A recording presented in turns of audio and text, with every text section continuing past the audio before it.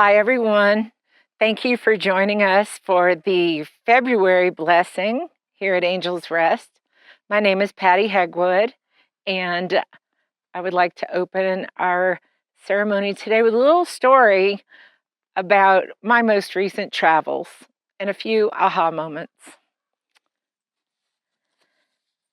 Recently, on behalf of best friends, I drove a cat named Bold, who was separated from his clouder of cat companions of 9 years. All of this before his owner unexpectedly passed away. All of the cats were taken into custody of the local shelter in Baton Rouge, Louisiana, and after being held for several months, they were deemed at risk. Best friends sent a transport to save these guys, and everyone was able to be kenneled except for this guy.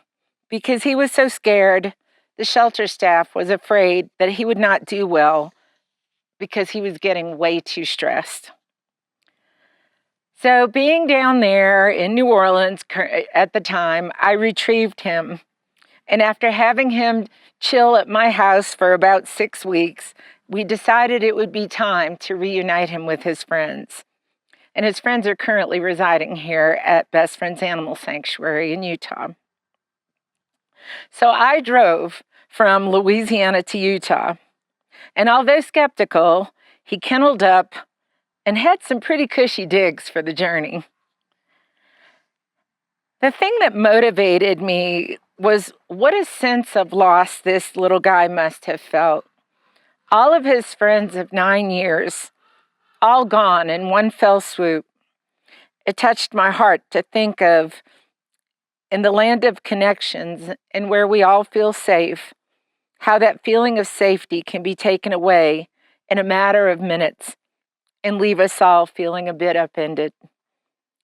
So we drove, and we drove. We listened to a lot of musical soundtracks, and sometimes he sang along, not sure in solidarity or in protest, but we developed a bit of a dialogue as we went along. We shared hotel rooms and meals, and I can't help but think that deep in his psyche and energetically, he knew that I was connected to him in a way that was safe and that we were headed towards something better. This thinking led me to think how we connect at a higher level to the animal companions in our care and why we feel so devastated at their loss, because we feel there is a skipped beat in connection and that they are no longer with us physically. The emotions and the connection continue, but now in a different capacity, which what I can only describe as divine. Many times when we think of the divine, we may conjure up images of the vision of God and religion. I believe the beauty of the divine is that it lives within all of us and is non-denominational. It's that deep knowing inside ourselves when we feel pure connection. I ask you to look closely as to what is sacred to you. How do you define your values? And how do you tune in to that which is most important? In essence, how do you connect with the divine? We're so blessed when we have those moments with our animal companions. A knowing look, squinting eyes of acknowledgement, an outstretched paw that reaches out to touch us for no reason at all other than connection. This taps into a space where we feel elevated, both spiritually and energetically. And try as we may, these feelings go beyond explanation. Any and all acts of kindness and service bring us to a place of our connecting to the divine. It's an alignment of inner self with our highest spiritual power, which fosters a sense of peace, purpose, and unity with the universe. It is then we move beyond the ego to recognize and trust there is a source more powerful than ourselves. When we hit those moments of extreme grief and sadness, I ask that we all turn to those times when we were truly in the presence of the divine. That divine that was within ourselves as we connected with the beauty and the purity that is the love shared between two souls. Let's marvel at how we found each other amidst the millions of possibilities and cherish every moment shared. I'm happy to report that Bold is doing very well, and he says the journey was long, my singing was loud, but overall he rates the experience a 3.5 out of 4.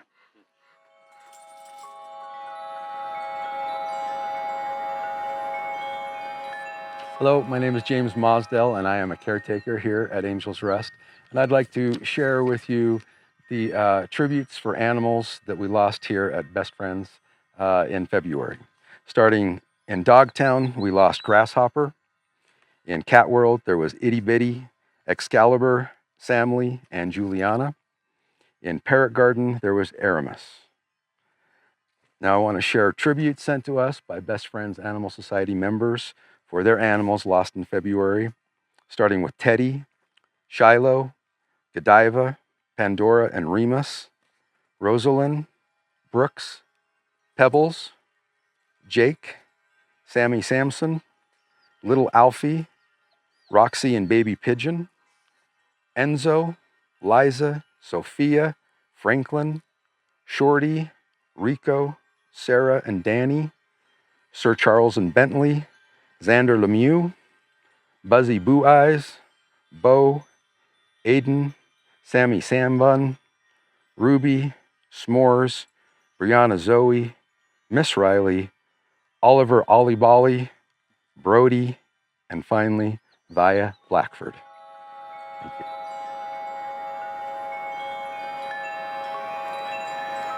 Hello everybody, my name is Josh and I'm the manager here at Angel's Rest.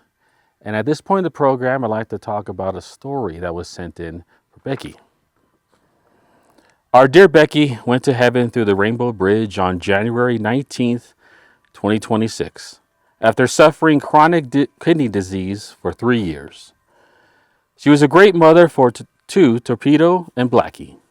They were feral cats who were spayed and neutered through a local TNR program. We started to feed them and gave them warm outdoor houses that winter, and afterwards until 2019, when Blackie appeared to have a severe eye injury and became weak. Mother Becky protected her seriously, but there was a limit. She was brought Blackie inside and took her to Jenny Larson, our family veterinarian. She was immediately referred to a veterinarian surgeon. It was cancer, and she passed away shortly. Along with Blackie, Becky and Torpy came inside. Becky was a protective mother and never came close to humans, even inside the house. This lasted for 5 years. I was never able to hold her until the day she was put to rest. She gradually changed and came closer to me and my husband. She started to sleep in the same room where we watched TV and relaxed. I respected her so much for her faithfulness to her son, Torpy. They licked each other every single day. It was sad to watch her decline in her health, but we were so happy that she came inside the house in her older years. In her years inside with us, she was a queen. She was stronger than our 50-pound dog, Sammy. Sammy and Becky shared the couch. When she wanted the couch, Sammy gave her the seat right next to her. It was a peaceful time for Becky during those last 3 years. Dr. Larson often sent a poem when our dogs or cats crossed the Rainbow Bridge. I would like to end this note with that poem. I am standing on the seashore. A ship has spread her sails to the morning breeze and starts for the ocean. I stand watching until she fades on the horizon, and someone at my side says, "She is gone." Gone where? The loss of sight is in me and not in her. Just at the moment when someone says, "She is gone," there are always others watching her coming. Other voices taking up the glad shout, Here she comes. And that is dying. I'd like to now open the program to anyone who would like to share any stories or any reflections.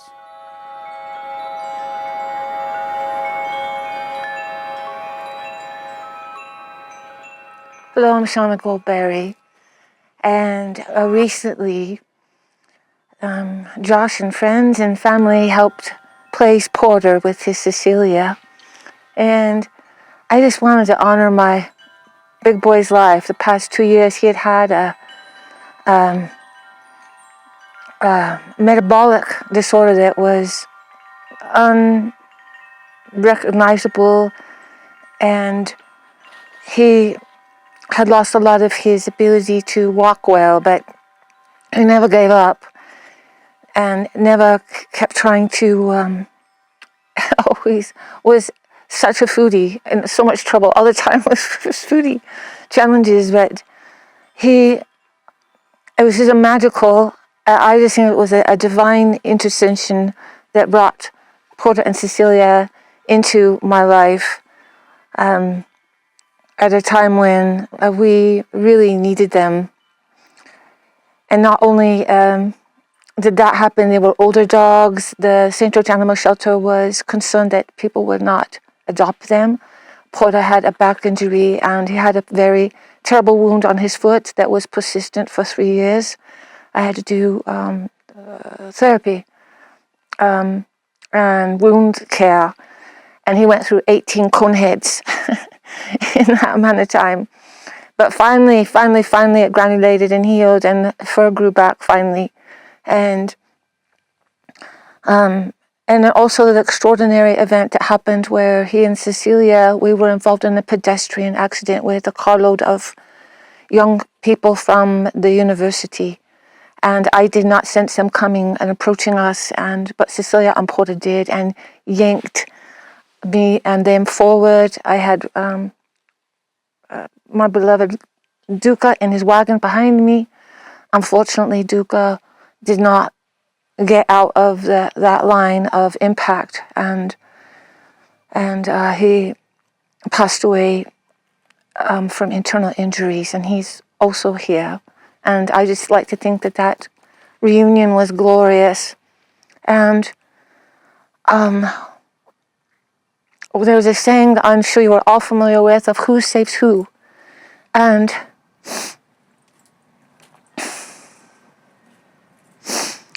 when something like that occurs, that there's immense gratitude, but then a very large question of am I doing enough good with the grace of that event happening? And not only did he do that, but within this last year, I received a cancer diagnosis of oral cancer, which I currently am walking that road. And Porter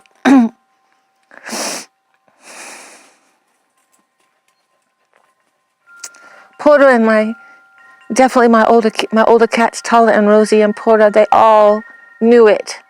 Porter never wanted, before I knew it, Porter never wanted to leave my side. The kitty cats were laying on my chest and my neck until I realized that there was something I needed to attend to and find out what was going on. And so he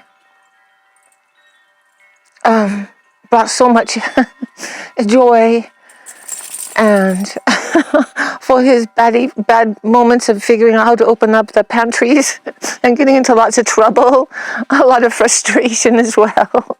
It's like, a couple of times we were in the ER, and I'm like, would you have rather gone camping than be here? I would have made you a steak or something. So, my heart, I asked a friend how, after my Cecilia passed, his bonded pair, how do you deal with your grief? And she goes, well, I learned that I hold the gratitude in one hand and I hold the grief in the other. And that's what I'm trying to do, is to balance those two things. and realizing that I've been brought this far and I've been had the opportunity to give in many ways, and that it's all due to not only beautiful friends and family, but most assuredly, most day to day, my beautiful fur family, my little boys and girls, fur baby boys and girls. I also like to honor my little therapy goats, Petunia and Thistle. They were being fostered by my friends in Burrell, and they both passed away. And I'm just hoping that Petunia doesn't headbutt Porter, because that was her favorite thing to do. She was naughty. Thank you. That's all for me. Thank you.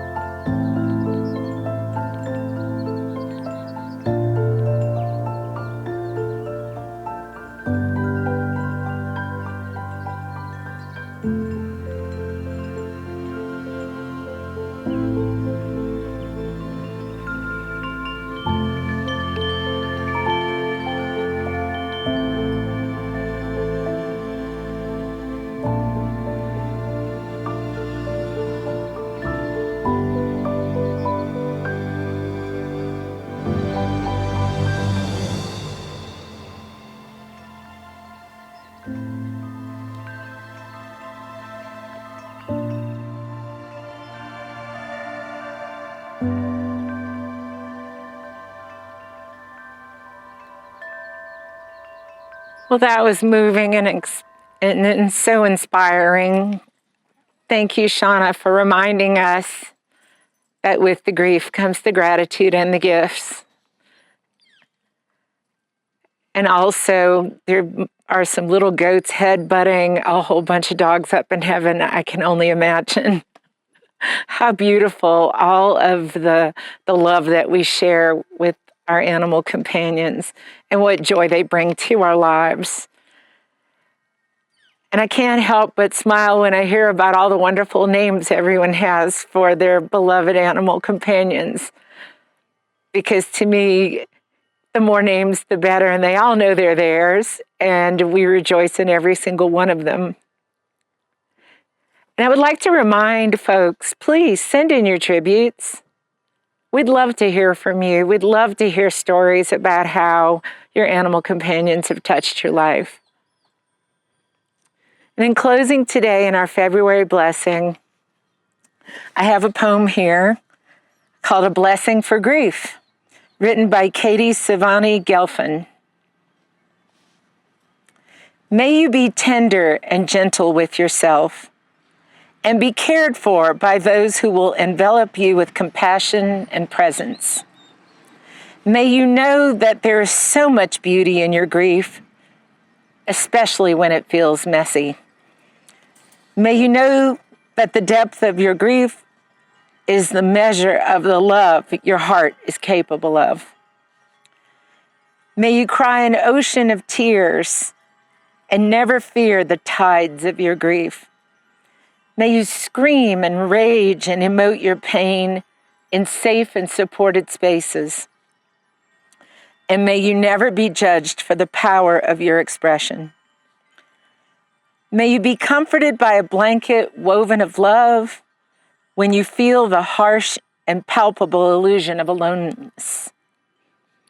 May you remember in moments of despair that all life comes from the womb of sacred darkness, and something new will be born from this void.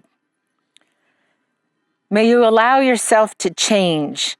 May the pain of your loss awaken you to the pulse of your humanity. May you have faith in the crucible of your soul to transform this grief into a numinous song, a song that brings you closer to your own divinity. May your experience of loss expand your capacity to expand compassion to others. May you eventually wear your scars as luminous gems on the unfurled wings of your heart And may you always remember the preciousness of life. Thank you for joining us, and we'll see you again real soon. In the meantime, take care.